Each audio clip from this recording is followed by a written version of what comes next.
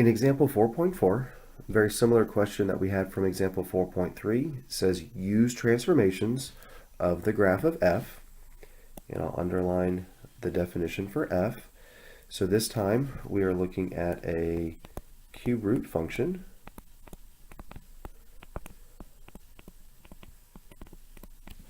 And we're supposed to use the cube root function to help us determine the graph of g of x. And g of x is also a cube root function. I can see that I have the cube root there. But this is not going to be identical to the cube root function because there are some extra operations going on. There is this addition of 2. There's also a subtraction of 4. So each of those other operations are going to have some kind of geometric effect on our graph. So the plus 2 is going to cause us to shift to the left by 2 units. And then the minus 4 is going to cause the whole thing to shift down by 4.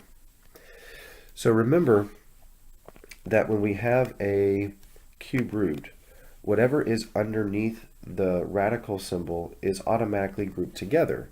So that plus 2 is directly affecting the x value here. So that has to be a horizontal shift. Whereas the subtraction of 4 applies to the entire cube root there. That's how I know that the minus 4 is supposed to be applied vertically. And so then I can interpret that as being down 4. So it's important that we understand that it is possible to have both of these shifts occurring at the same time by different amounts. So let's go ahead and give ourselves a picture of the cube root function, just so we have it here in front of us.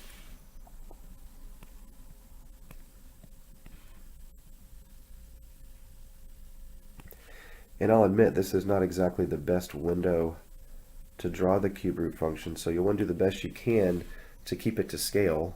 You don't want to be getting too big too fast because this is not a really big window.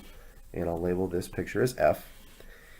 And I'm going to start at the origin, and I'm going to shift the origin point left 2 down 4, which is going to put it at the point -2, -4. So let me outline that. Starting at 0, 0, left 2, down 4, and that's how I get to that point there. Do the same thing with the other key points, and then you'll draw your cube root shape.